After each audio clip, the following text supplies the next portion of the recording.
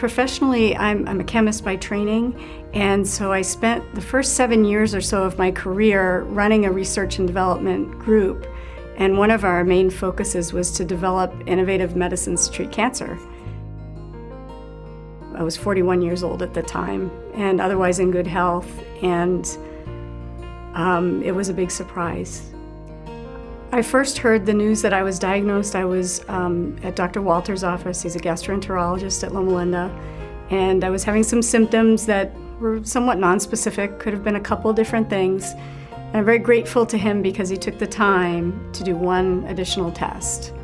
And he performed a sigmoidoscopy on me in his office and informed me that I had a 5-centimeter tumor. I have stage 4 colon cancer. It's a very serious illness, but the thought that I could manage my disease as a chronic illness resonated very well with me, because I think of diabetics and people that have high blood pressure, and they have a serious illness, but they can manage it quite effectively. I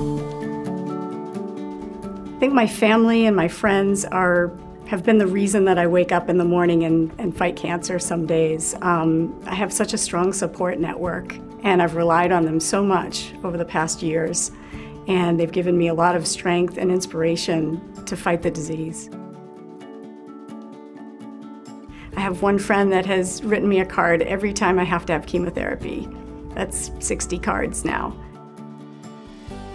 I think my relationship with my family has just become stronger since I was diagnosed with cancer. We were always a strong family, and I'm grateful to have them in my life, but if anything, we've grown closer since I was diagnosed. We really treat this as a team. A good friend of mine came forward right after I was diagnosed and shared a really important tool with me. She had created a blog when her mother was diagnosed with cancer, and it was such an important vehicle to convey information to people, and on the patient side, a way for you to receive postings of support from people. So I might post something about my treatment, or something that had happened if I was in the hospital, and it would give the opportunity for other people to read that and respond to it. I think the best advice or message that I could share would be to look around, appreciate the blessings that you have around you, take stock of your family and friends, and let them in to help you on this journey. I just marked the 3rd anniversary of my diagnosis with colon cancer, and it was quite an important milestone for me.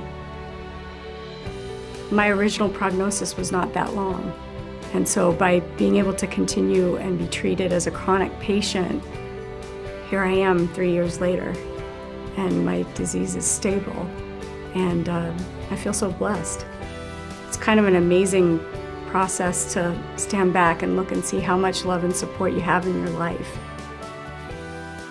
We've done some big celebrations of life as well, too. My husband and I took our dream trip to Greece, which we probably accelerated by about 20 years. But we're so glad that we were able to take that trip and have that time together.